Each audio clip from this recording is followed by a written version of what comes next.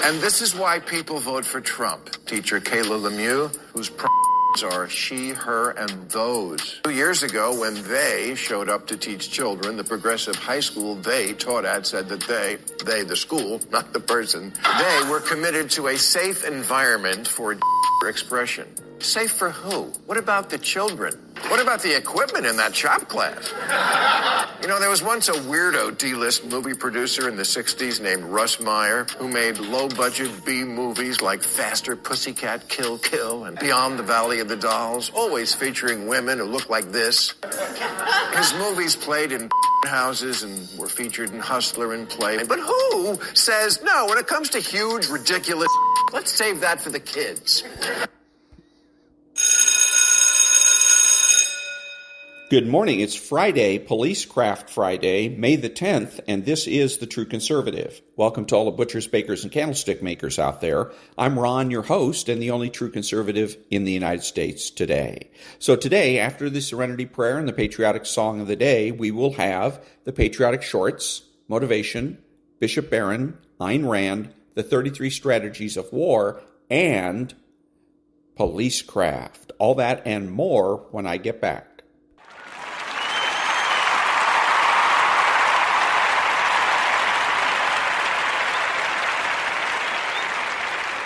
God, grant me the serenity to accept the things I should not change, the courage to change the things I should, and the wisdom to know the difference. Amen.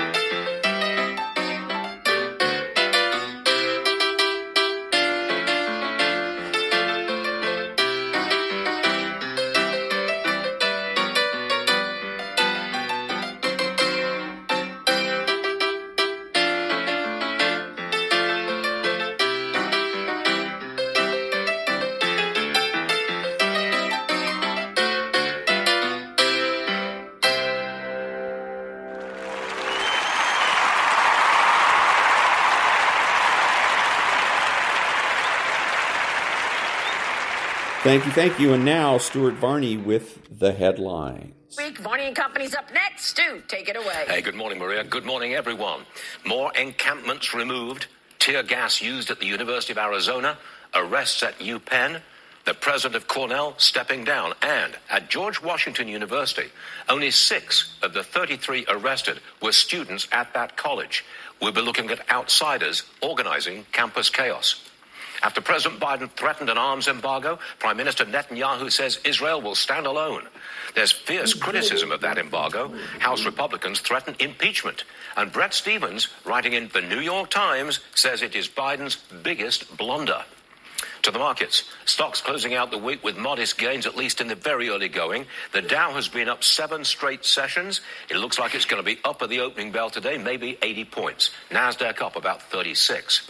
Interest rates, little change, but the 10-year is well below, well, it's not that far below, it's just below 4.5%.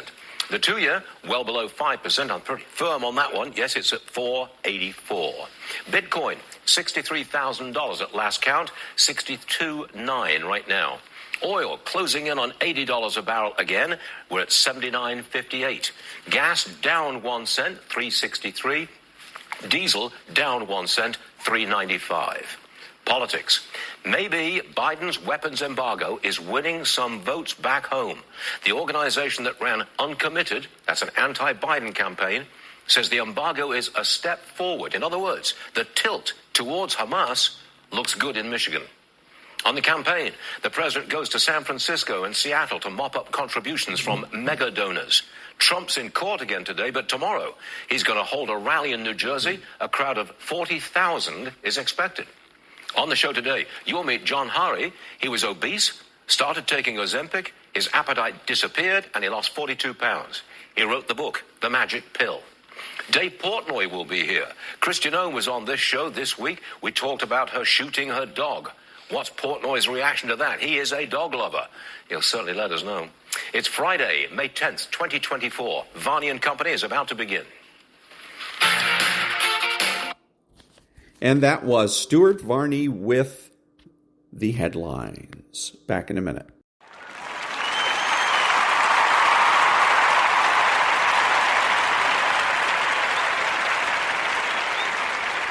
Thank you. Now, Hollywood. Remember my agent Colin said, this is a big Pacino, De Niro film. You know what that's about? Yeah, having enough time. Small role of a role called Van Zant. Waingro, where is he? Where is he? How the hell would I know? I could just feel when you're in heat in that film, and De Niro tells you that there's a dead man on the other end of the line. I don't understand. Because there was a dead man on the other end of this. When we did that part of the scene, yes, I was in New York, and they said, we're going to call you about 3 o'clock in the morning, and the phone's going to ring. It's De Niro, and we're going to record the scene. Mm-hmm. So, of course, I get it, and De Niro's like, there's a dead on the other end of this line. Right. And I'm sitting there thinking, it's one of my first movies. Hey, man, that's De Niro. On the other, he's telling me I'm going to die. I'm fine with that. Kirk Douglas. I'm Spartacus! I got to play with him in a movie at the beginning of my career. I want to know what's so important about heavy water. I thought, well, I should behave like Kirk Douglas, to Kirk Douglas, and so I sort of started battles, neither of which I won, I must tell you. I behaved so badly that he went home to Anne. The legend is, he said, he's the ugliest guy on the block. 2 years later, I got a chance of playing Camelot. And I bombarded Jack Warner and Josh Logan. Kept sending telegrams every day saying, Richard Burton wrong, Harris right, signed Harris. And this went on for 4 months till finally Josh Logan said, God knows, get him off my back. So I finally got the test. And Josh Logan liked it, but Logan said, wait a minute, I hear he's tough. And what did he do? Who do you think he called up? This is your secret. He called Kirk Douglas. And Kirk said, is he right for the part? And Logan said, yeah. He said, well, cast him. He said, but will I like him? Kirk repeatedly said, like him. If I had to rely on being cast by everybody who liked me, I'd have never worked. And Marlon Brando. Like a breakfast cereal. You know, your resemblance to the guy. Have a seat. Marlon and I met over the phone. Of what is the spirit made? What is worth living for? And what is worth dying for? He either called me John or Johan. It was very rarely Johnny. And he said, how many films do you average per year that you do? And I said, maybe 2 or 3. He said, no, that's too much. So I said, well, why is that too much, man? He said, because we only have so many faces in our pockets.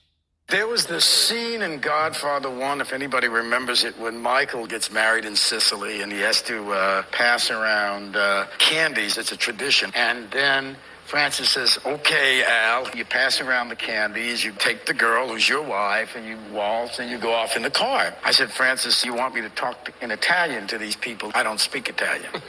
He said, well, it doesn't matter. I mean, just say anything, whatever, double talk, whatever, because I'm way up with the camera. We'll get it later, don't worry about a thing. Just waltz around with the girl. So I said, Francis, I don't waltz. I don't know how to waltz. I mean, he's looking at me. He said, well, do something. You move with the girl. It doesn't matter. Just do a thing, spin around a couple of times. I got the camera up there. It doesn't matter. Get in the car and take off. I said, Francis, I don't drive. Why did I pick him? Why him? You go after Betty White. Because people wanted me topless, but I said no.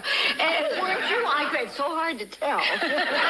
Well, Betty is evil. So you think you're the bee's knees, you hippie? I wasn't going to say that in public, but she knows what she did. Want to tell us what Betty White... Betty stole my Grammy. She stole your Grammy? She stole my Grammy. I think I had a serious shot at a Grammy, and then I don't know what she did. Or who she did it with. But suddenly it was Betty's Grammy. Before I came there was every actor. They had. I was like the last actor. They had Nick Nolte, Al Pacino, they wanted De Niro, they wanted Robert Redford, Jimmy Caan. So every actor wanted a different version. They couldn't figure it out. So when I read it, I said, there's a good idea here, but it's a mess because I don't feel any sympathy for the character. So finally, it was really one of the most controversial long productions of any movie ever. I mean, it went through 10 directors, 20 actors. They couldn't figure it out. And I said, the only thing you have to figure out, the man has to have heart. If he has heart, then you'll listen. If he's a savage, who cares? I'd met Richard the night before, and we hugged each other, and I admire you, and I admire you. And he said his first line, I said my first line, and then this other line comes out of him. I had no idea where it came from, but I didn't question it.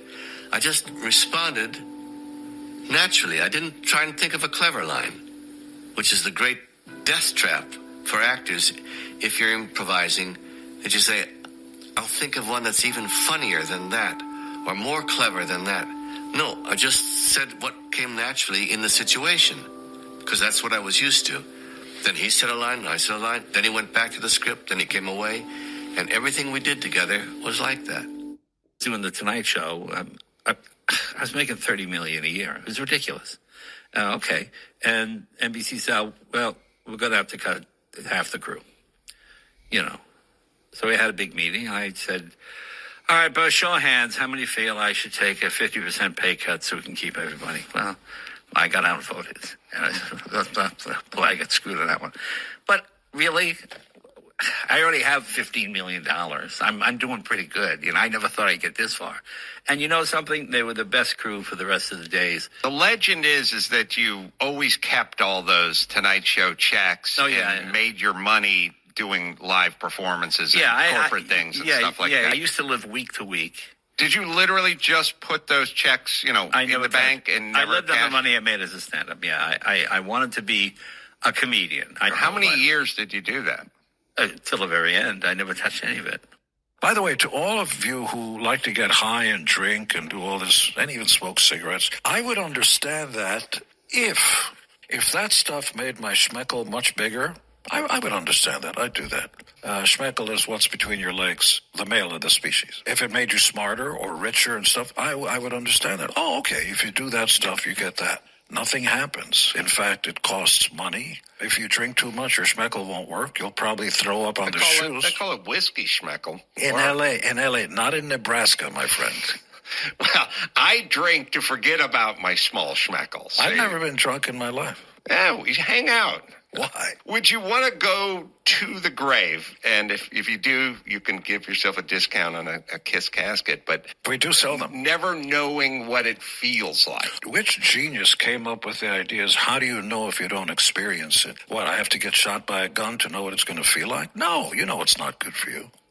Someone stood up in an audience somewhere and said to you, how do you be successful? Mm-hmm. And you said you have to be undeniably good at something. Well, it really is this. When people ask me, say, how do you make it in show business or whatever? And what I always tell them, I've said it many years, and nobody ever takes note of it because it's not the answer they wanted to hear. What they want to hear is, here's how you get an agent, here's how you write a script, here's how you do this, But I always say, be so good they can't ignore you. And I just think that if somebody's thinking, how can I be really good? People are going to come to you. It's much easier than doing it that way than going to cocktail parties. Oh, wow! I was sickened by the standing ovation. I felt like Hollywood is just spineless, en masse. And it really felt like, this is a really clear indication that we're not the cool club anymore. I asked Chris, do you want to file charges? And Chris apparently said no, he did not. He doesn't want the hassle. I'd announced this morning that I was suing Will for $200 million because that video is going to be there forever. It's going to be ubiquitous. You do not have the right to walk up on stage and smack somebody in the face because they said words. I don't have anything against Will Smith. He's done great things. But that was not a good moment. It cast a pall over everybody's shining moment. And that was Hollywood. Back in a minute.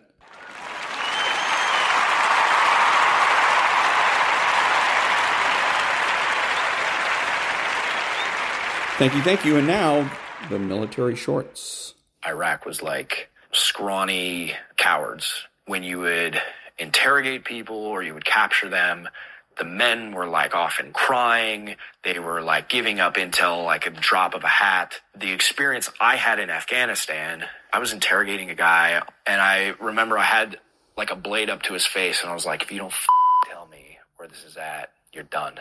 The interpreter's talking to me and he says he doesn't care if you kill him now, kind of like you. And I remember being like, well, now what? Like, I'm not going to cut his head off. Like, this is insane. So I just like sheathed the blade and was like, all right, well, plan B, search the place. And I think that's why that place has not been conquered for so long. It's just, you have like seasoned, hardened fighters. There's no government in Afghanistan. There's little cliques and groups and they band together and they make bigger groups. Jeffrey Judd Jones had a tough childhood when his biological father abandoned him and his mother when he was just 6 months old. Later, his mother was hospitalized for psychiatric issues, and Jeffrey was sent to an orphanage, being adopted by a family at the age of 10. Jeffrey Jones enlisted in the U.S. Army in 1993 and served in the 101st Airborne Division before being honorably discharged the following year after sustaining injuries. When the war began, Jeffrey Jones went to Poland to work with humanitarian groups to help Ukrainian refugees. A Russian artillery attack caused a concrete wall to collapse on him, but he was saved by his helmet. He returned to the United States in July 2022, but always said he would go back. He went back to Ukraine in April 2023 and joined a group of foreign fighters, most of whom were from South America. He was the oldest in the small group of 48 fighters and was called Grandpa. He took special care of the younger and inexperienced fighters, saying that if someone had to die, it should be him. On July 31st, 2023, Jeffrey Jones's unit was trying to retake a trench taken by the Russians in Bakhmut when he tried to protect a young Brazilian fighter, but both were killed by a mortar. Kyle Ronald Porter was born and raised in Calgary, Canada, where he attended the local elementary school. At 22, he joined the regular army and was posted to the 12th Detachment of Canadian Forces Health Services in Wainwright, Alberta. In May 2021, he left the army and went to South Africa, where he worked in anti-poaching efforts. When the war started, he decided to go to Ukraine, where he served twice as a search and rescue technician in a non-profit humanitarian organization, recovering injured and deceased civilians. Kyle Porter also served in Charlie 3, 1st Infantry Battalion of the Ukrainian International Legion. Finally, he joined the 92nd Mechanized Brigade of the Ukrainian Ground Forces and had been involved in combat since December 2022. Kyle was a combat medic in the Special Services Group of the Ukrainian Legionnaires. On April 26, 2023, Kyle Porter was trying to rescue his friend and fellow Canadian volunteer, Kol Bear Zelenko, when he was hit by Russian artillery shells in Bakhmut. Both friends lost their lives in the attack. Kyle Porter was 27 years old and was also a co-founder of Fire Force Ventures. And that was the military shorts. Back in a minute.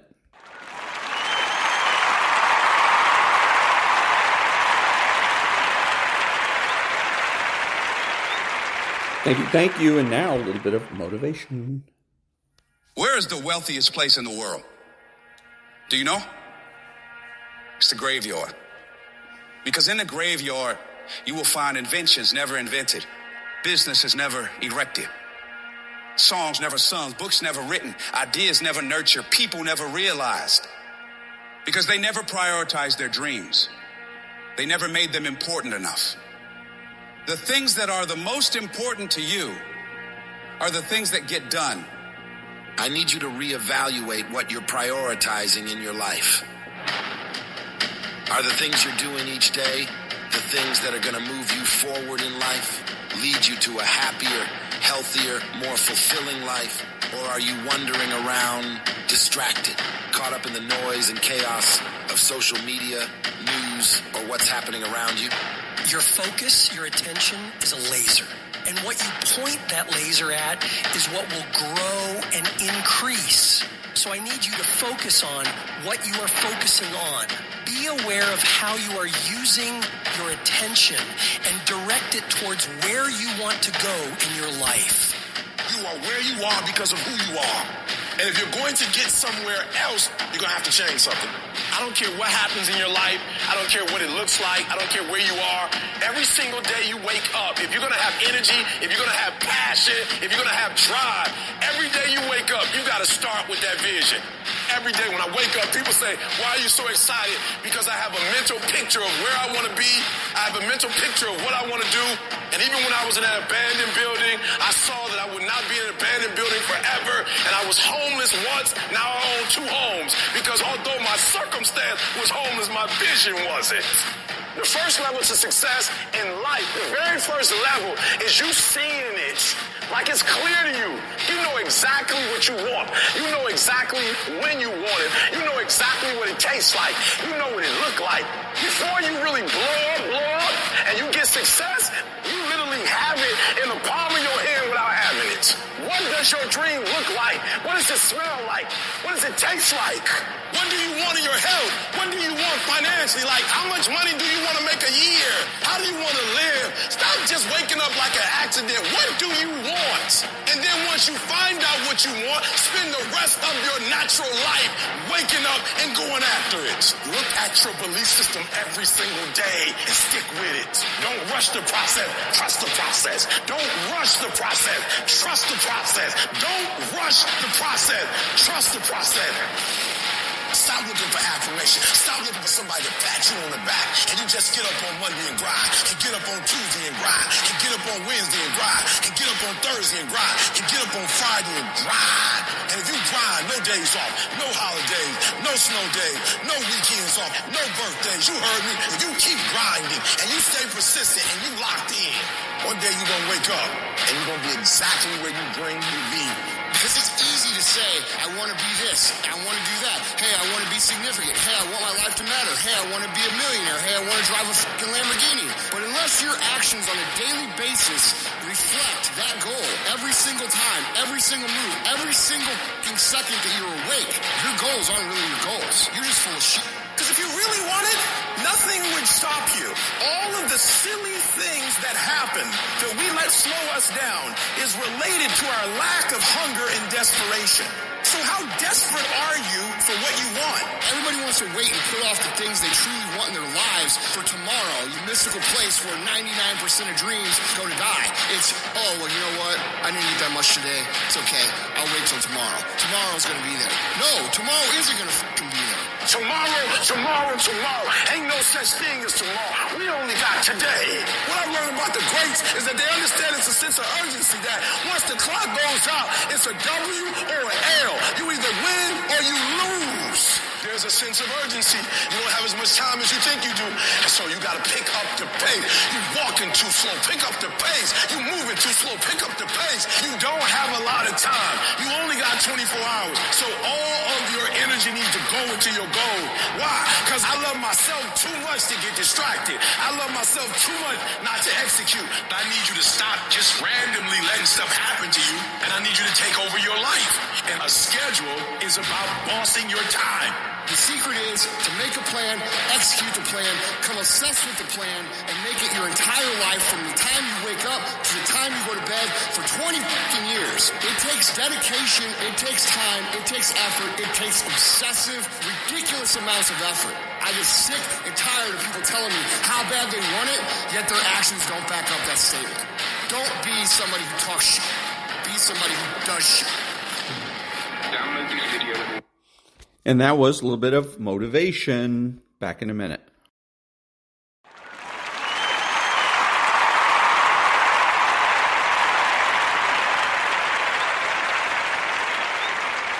Thank you. And now, the Daily Dad for May the 10th. May 10th.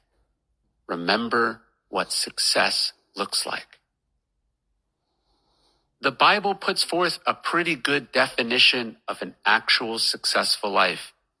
An elder must be blameless, faithful to his wife, a man whose children are trustworthy, and not open to the charge of being wild and disobedient. We can strip the gender out of this, and it's still true. Our job is to live an honorable life, treat our spouse well and respect our marriage, teach our children to be honest and reliable, and refrain from spoiling them. If you can be successful or famous or respected at your chosen craft above all that, fantastic. But just remember, no amount of worldly gains will matter, especially at the end of your life, if you have failed at being a parent to those with whom you would most love to share those gains. And that was The Daily Dad by Ryan Holiday for May the 10th. Back in a minute.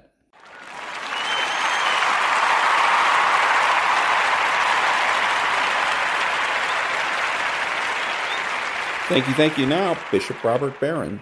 The fruit of silence is prayer. The fruit of prayer is faith. The fruit of faith is love. The fruit of love is service. The fruit of service is peace. Peace, right? That's the thing we all want. Everybody in this world. That's what we all want. But you got to begin with silence. Look, I'm kind of a driven person. You got to accomplish something. Do, go. And okay, that's good as far as it goes. But the real joy comes when we can sit quietly, silently, and savor. Do we take the time to do that?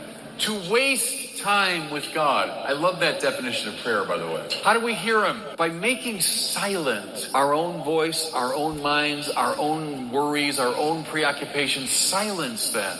And what rises in our heart is the voice of the Lord.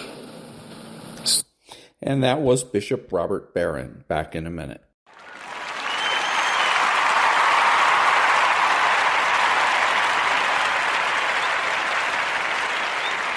Thank you. And now, the Ayn Rand thought of the day. Quote, all the evils, abuses, and iniquities popularly ascribed to businessmen and to capitalism were not caused by an unregulated economy or by a free market, but by government intervention into the economy, unquote.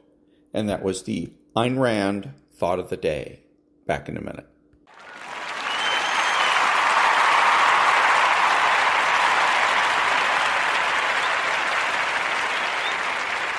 Thank you. And now we're going to continue with Chapter 25, Deny Them Targets from the 33 Strategies of War.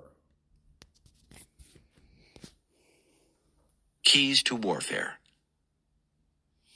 Over the centuries, organized war, in all its infinite variations, from primitive to modern, Asian to Western, has always tended to follow a certain logic, which is so universal as almost to seem inherent to the process. The logic is as follows. A leader decides to take his country to war and raises an army for that purpose. That army's goal is to meet and defeat the enemy in a decisive battle that will force a surrender and favorable peace terms. The strategist guiding the campaign must deal with a specific area, the theater of war.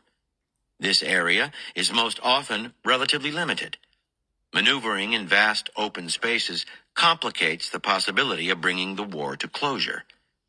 Working within the theater of war, then, the strategist contrives to bring his army to the decisive battle in a way that will surprise the enemy or put it at a disadvantage. It is cornered, or attacked from both front and rear, or must fight uphill. To keep his forces strong enough to deliver a mortal blow, he concentrates them rather than dispersing them. Once battle begins, the army will naturally form a flank and rear that it must protect against encirclement, as well as lines of communication and supply.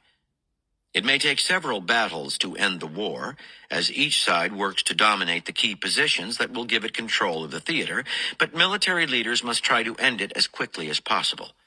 The longer it drags on, the more the army's resources are stretched to a breaking point where the ability to fight collapses. Soldiers' morale declines with time as well. As with any human activity, however, this positive, orderly side generates a negative shadow side that contains its own form of power and reverse logic. The shadow side is guerrilla warfare. The rudiments of guerrilla warfare originated thousands of years ago, when smaller nations found themselves invaded by more powerful neighbors. To survive, their armies were forced to flee the invader, for any direct engagement would have destroyed them. It soon became clear that the longer they fled and eluded battle, the more they ruined the enemy's strategies and confused it by not conforming to the usual logic of engagement. Their next step was to take this further. These early guerrilla warriors learned the value of operating in small, dispersed bands, as opposed to a concentrated army, keeping in constant motion, never forming a front, flank, or rear for the other side to hit. The enemy would want to keep the war confined to a particular space, better than to extend it over as much territory as possible, melting into the countryside, forcing the enemy to disperse itself in the chase, opening itself up to raids and pinprick attacks. The enemy would naturally want a quick end to the war, so it was desirable to drag it out as long as possible, making time an offensive weapon that consumed the enemy with friction and sagging morale. In this way, over thousands of years and through trial and error, the art of guerrilla warfare developed and was refined into its present-day form. Conventional military training and thought revolve around concentrating for battle, maneuvering within limited areas, and straining for the quick kill. Guerrilla warfare's reversal of this natural order of war makes it impossible for a conventional army to counter, hence its power. And that was the next part of Chapter 26, Deny Them Targets from the 33 Strategies of War. Back in a minute.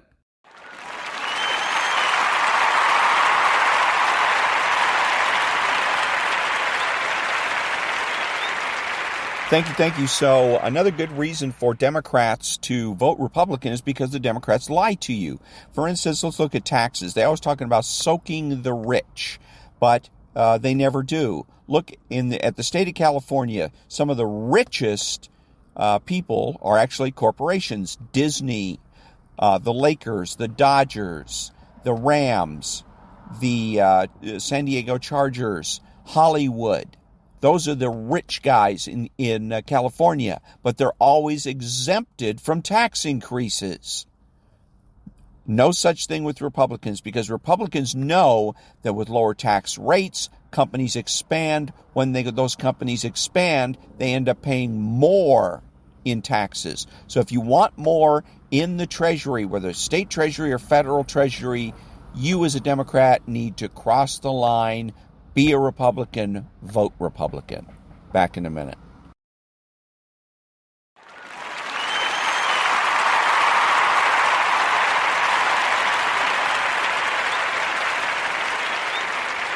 Thank you. Now, a demonstration of another reason why we need nonprofit news now. We're now learning that only 6 of the 33 protesters arrested at George Washington University were actually students there at that college.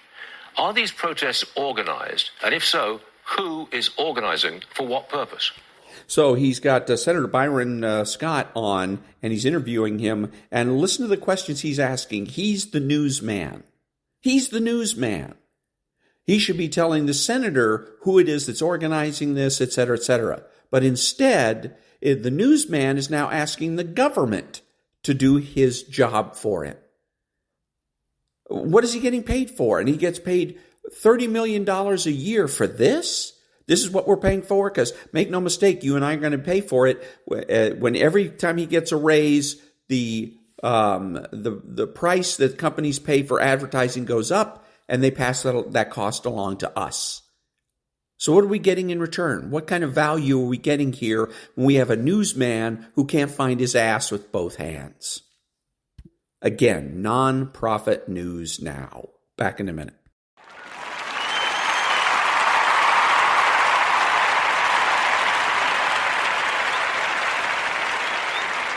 Thank you. And now, this. Hey there, Brenda. It's Carol. Exactly. So which leg are we operating on? You mean arm? It's all connected. Asking the right question can greatly impact your future. Are you sure you're an orthopedist? Actually, I'm a Sagittarius. Especially. So this is the way Democrats act. This is Hillary Clinton in action. Hillary Clinton was the one that said, fake it till you make it. As far as they're concerned, everything is just a matter of attitude.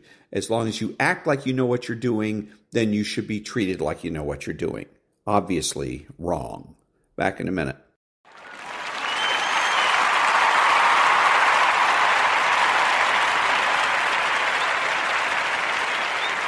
Thank you. And now, Stuart Varney's My Take.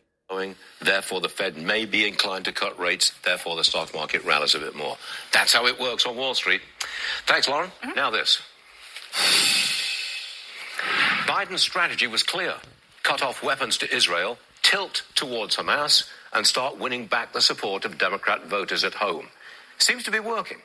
In the primaries, thousands of voters wrote uncommitted on their ballot. That was a vote against Biden. And in some important states, like Michigan, there were enough anti-Israel voters to cost him the election. Now, after making Hamas happy, the organization behind the uncommitted movement says the president has taken a step forward. They approve of the tilt and may be inclined to look more favorably on voting for Biden. The president has put domestic politics ahead of our Democrat, law-abiding ally, Israel. Then there's Bret Stephens. He's the star columnist at the New York Times. He's having none of it. He writes, President Biden just made his biggest blunder. This is the New York Times. He says the weapons cutoff helps Hamas. It doesn't end the war, it prolongs it. It's a recipe for a wider war, and it's a political gift to Donald Trump. Such is the price of appeasing Hamas. The demonstrations continue on the streets and on campus. The protesters not satisfied with Biden's weapons embargo. Oh no, they want more. They want to break Israel financially. Appeasing Hamas doesn't work, but it might just win the president a few more votes in Michigan. Second hour of Varney, just getting started. So Joe Biden looks weak, and he looks weak because what happens is that this is a bluff on the part of the people in Michigan when they all run out and vote uncommitted. It's a bluff. There's no way any of those fools are going to go vote for Donald Trump. If Joe Biden had if he knew what he was doing, and anybody in his administration knew what they were doing, they would simply make a counter bluff. They would raise the stakes. And you would say to those uncommitted, I dare you. I dare you to vote for Trump. And leave it at that and walk away. Okay, and see what they're going to do. Because in poker, you can either call, raise, or fold. Now, I read a book about poker theory that says that you should never fold. Well, you should never call. You either raise or you fold. And folding is the weakest. If you fold, as Joe Biden did here, you lose. Just that simple. And you show everybody else that you're easy to push around. Our enemies overseas, our enemies within our own borders. So again, Joe Biden lost because he allowed the people in Michigan to bluff him. What you do is you just simply counter bluff. That's what he should have done. He should have gone to them and say, I dare you to vote for Trump. And leave it at that. Back in a minute.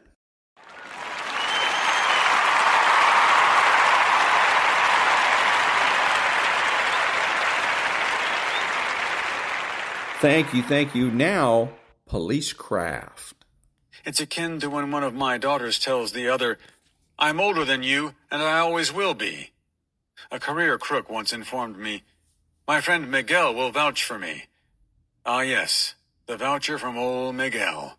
That will break the case wide open. Maybe Miguel can be a character witness at your sentencing, but for now, unless he was an eyewitness or can commute a prison sentence, his voucher is about as helpful as a frozen turd.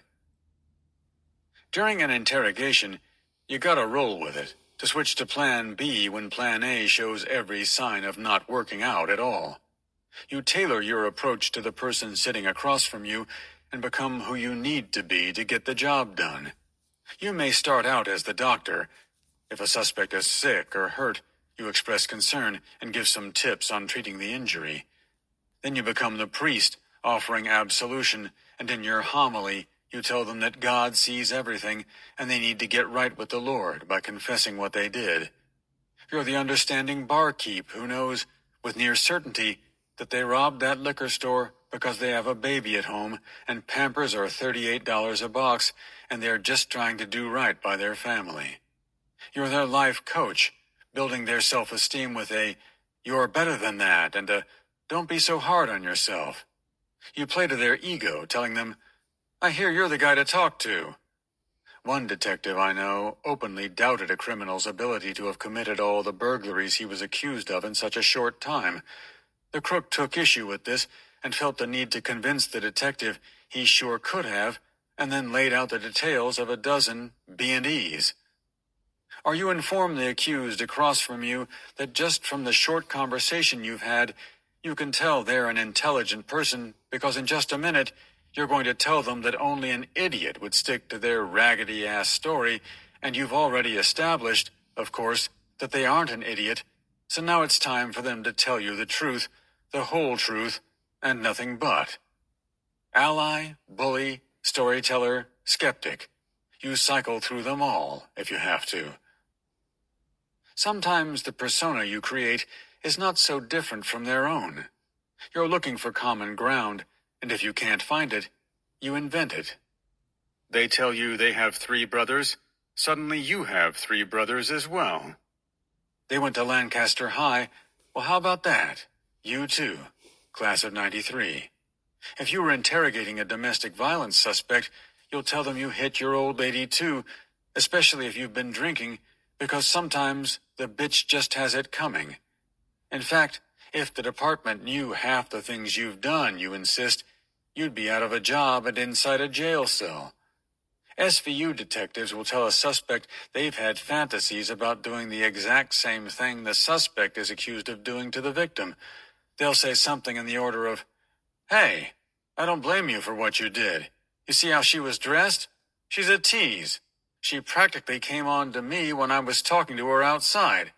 Besides, you're just giving her the love she isn't getting from her parents. And the detectives are referring to a victim who is 6 years old. They do this because a pedophile isn't likely to confess to you if it's etched all over your face how utterly revolting you find him. But while you strive to connect with a suspect, You take care not to stretch your act too thin. Suspects can sniff out artificiality, and if you didn't grow up in their neighborhood, you shouldn't try to sound like you did. I can engage a guy in a conversation about God's anger and mercy because I grew up in the church, but I can't quite pull off the greeting of, "What up, blood?" that some of my coworkers can. I'll slip in some slang here and there, like telling a guy, "Let's keep it 100, as in, let's be 100% honest with each other. But I know that I come across as a somewhat folksy white guy from the Midwest with a bit of education under my belt. I try not to stray too far from that. For instance, I'm unable to mask my disgust with child molesters and their ilk, and would be utterly ineffective in an interrogation with one. I couldn't form the right words. I don't want to talk to them. I want to shake them until their teeth rattle.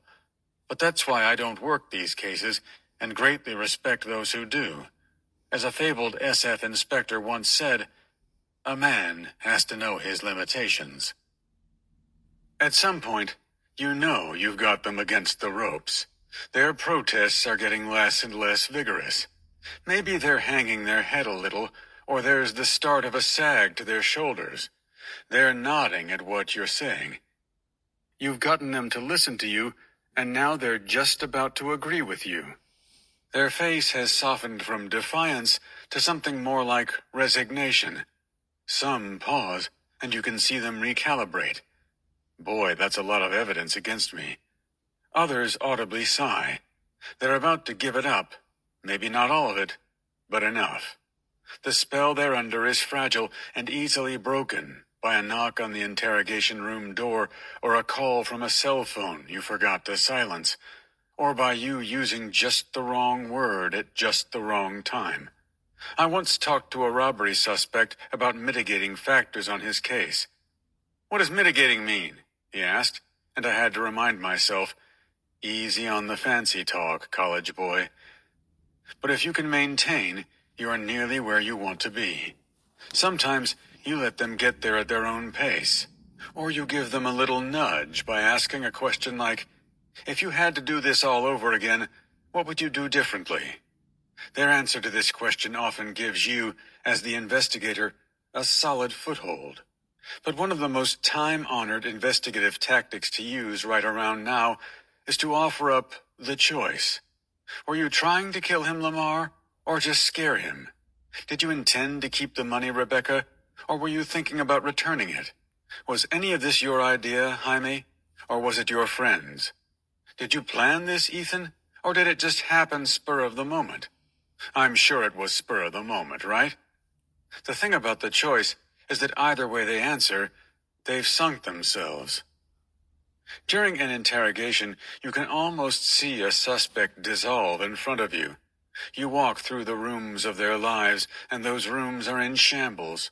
One man who had beaten another man half to death with a piece of rebar told me, "I'm just a junky piece of shit. Can we just get straight to the point? I have no control over my life. I can't even support the kid I'm going to be having."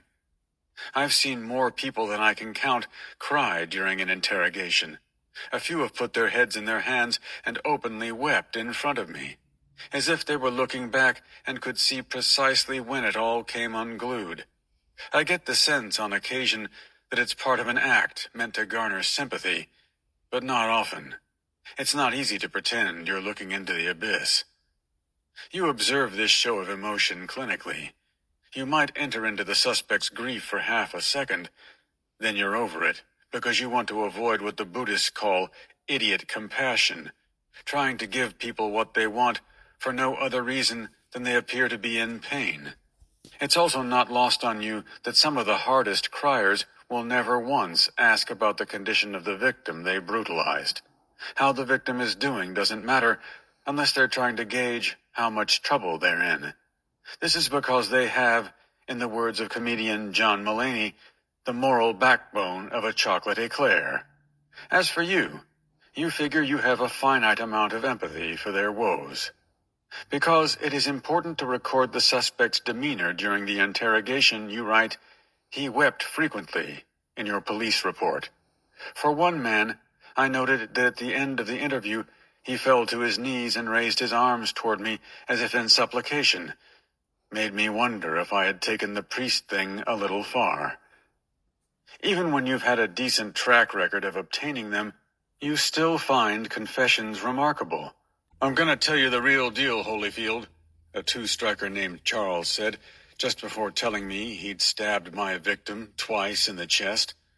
I felt a jolt in my sternum of equal parts elation and wonder. This man just admitted to attempted murder. There wasn't much of a case before we walked into this room. Now, if things go the way they're supposed to, he'll be spending the remainder of his criminally productive years in a place like Folsom. Charles had dozens of prior felony arrests. He'd been in rooms with guys like me time and time again. Didn't the last detective try these same tricks with him? Didn't his last public defender warn him about the games cops play? How is this well not completely dried up? How are experienced cons still falling for this happy horseshit? At times, the confessor finds his confession as remarkable as you. One of my suspects admitted to a damning crime and then shook his head as if emerging from a trance and said, "I can't believe I just sat here and fucking..." He couldn't even bring himself to say the word confessed. Another defendant, during the midst of his aggravated assault confession, had just a blip of self-awareness. "I'm incriminating myself," he said, "and you know it." I told him all he was doing was squaring up to this thing, like men do. He nodded as if I had said something meaningful and kept right on incriminating himself. An 11-time convicted burglar who had just confessed to 6 more burglaries and misheard my last name told me, "I've already given you too much, Sergeant Flanagan." Sergeant Flanagan agreed wholeheartedly. When your interrogation is over, a suspect who has confessed might ask what happens next. An investigator, still riding a high for playing him and playing him hard, might feel the urge to answer, "What happens next is you're going to go to jail for a long time, dumbass, because you just confessed to a Class A felony." This might feel good, but isn't the way to go. For one, it may not be true. Victims recant, cases fall apart at trial, and defendants get acquitted. Even if he's convicted, he might serve only half his sentence due to good behavior and jail overcrowding. Odds are he'll be committing crimes upon his release, so you'll probably be seeing him again. He'll be sitting right back where he was, across the table from you, as you try to portray yourself as the understanding cop he should confide in about his most recent offense. And maybe he recalls that you were the asshole who talked down to him. It's the kind of thing people remember. But even if you will never see this fellow again, you don't lord it over him, because you are a professional. No need to gloat. You've done your job. The rest is up to the courts. In fact, you try to leave people on an uptick whenever possible. I always thank suspects for their time. I tell them to keep their head up. The don't be a dick rule applies even here. And it yields some interesting results. "Sorry, oficial," one Spanish-speaking burglar told me in what seemed like all sincerity after he admitted to his crime, as if he had personally let me down. "Nice talking to you," a suspect told me earnestly after confessing to aggravated assault for smashing a security guard in the face with a bottle. Another guy, who had told me many things that would hurt him in court, turned to me before I left the room and said softly, "Thanks for listening to me." "You're welcome, man." Some departments use video and others just employ audio to record interrogations. Most investigators hide their recorders in their shirt pocket or inside a folder. Any thinking criminal knows you're recording, but they often seem to forget it, just like they forget it is largely against their best interest to speak to you at all. Now and again, a confession will be informed by the suspect's failure to grasp the role of the recorder. I interviewed one man who was under arrest for attempted homicide. "Can I talk to you off the record?" he asked me earnestly, like I was a beat reporter. I told him I was there to listen to him. He then promptly confessed to the assault, which fractured the victim's skull, sent a section of bone pressing up against his brain and caused temporary paralysis. The tape kept rolling. There is no off the record. When you listen to the recording later, back at your desk, you always think of the question you should have asked. You are struck by how many times your suspect said, "You feel me?" and how many times you started off a sentence with, or you hear him say something important, like the street name of a possible co-defendant, but you glossed over it because you were too busy prepping your next verbal sleight of hand. That's why, although some investigators prefer to interrogate alone to avoid clashing styles, it's helpful to have a partner in the room to pick up on what you miss. I can understand how the general public might find some of the tactics that the police use in an interrogation room to be cold, manipulative, even morally questionable. I won't argue with that. I have also not revealed nearly all the tactics we employ, because you gotta keep some stuff close to the vest. But I hold that these measures are necessary. They don't give you a truth lasso like Wonder Woman. You can't compel suspects to undergo a polygraph exam, although you might ask them to take one just to gauge their reaction. The suspects seated across from you are often warped by drugs, abuse, and hard living. You may not be able to appeal to their nobility or sense of fair play, or the need to make the victim of their crime whole. So you use the tools at your disposal. You are fair but relentless, bordering on ruthless. You treat your suspect with some measure of dignity, even as you look for weaknesses to exploit. You fight fire with fire, and then some. Because your cause is just. It is your sworn obligation as a law enforcement officer to protect society from these kinds of people, and if that means you have to edge into darkness yourself, so be it. You owe victims that. The victims who have been raped or bludgeoned or shot. That's how you recognize the victim's personhood. That is how you honor them. So how long do you go at a guy before you give up? If the crime in front of you is a legitimate violent felony and you are dedicated to your craft, the answer is as long as it takes. It is your duty to stay in that room until they ask for a lawyer, tell you they're done talking, or until you've exhausted everything in your bag of tricks. I know a cop who spent 3 hours in a room with a suspect just to get him to admit to his gang affiliation, which can be a crime enhancement.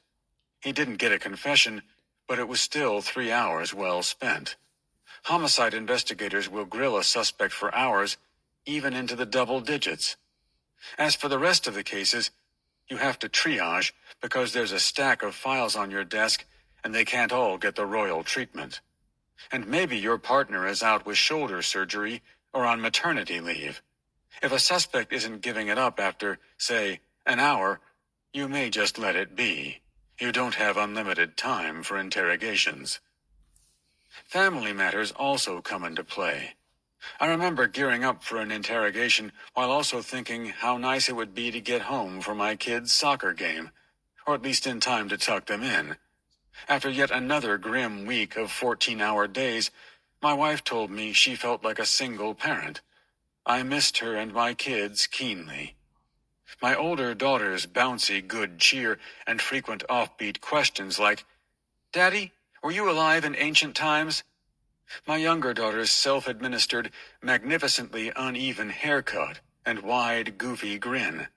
So I'd fast-track the occasional non-violent case, especially if it was already pretty solid. Maybe the burglary suspect got caught red-handed. In his backpack is the book Practical Lockpicking, 2nd edition. In his pants pocket, the victim's wedding ring. I recall a scenario with one such suspect. "So did you do this or what?" I asked after reading him his rights. "Nope," he said. "Okay, sounds good," I replied, and left the room and headed home to see my girls. And that was the end of Chapter 18, Interrogation from Policecraft by Adam Plantinga. Back in a minute.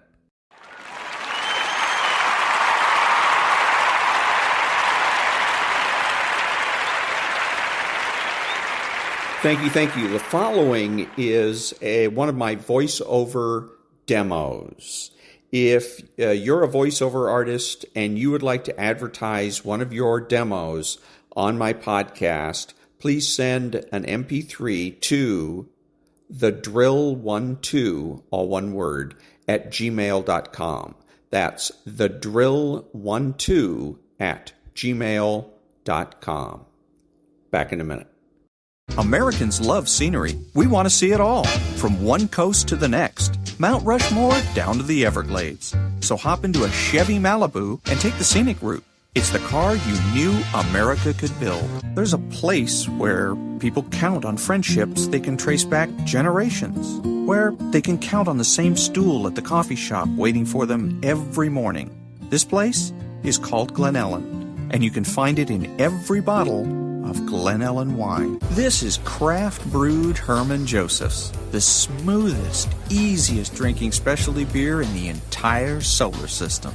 And I believe you'll find drinkable in the dictionary right after don't order a beer you can't drink. Zoingo! Boingo! The freestyle pogo with more boing, more bounce. Bounce further, bounce higher with Zoingo Boingo. To see what makes Arrowhead Mountain Spring water different from those other waters, you have to go back to the source. And with Arrowhead, that means going back a little farther and longer than most. Between security challenged and security strengthened, there's one important word: how. And it is the how that makes all the difference to our nation and our world. Lockheed Martin. We never forget who we're working for. What makes Kraft Singles so good? 2 out of every 3 kids don't get the recommended amount of calcium. But with Kraft Singles, they get a good source of calcium and the taste they love. Kraft Singles. Magic every single time. Throw boring overboard with a new real meal from Long John Silver's. A meal worthy of a plate, just $4.99. Only at Long John Silver's. We may not all be geniuses, but we can all do something smart. Introducing the Hyundai 199 Sonata Lease. It's a smart deal on a really smart car.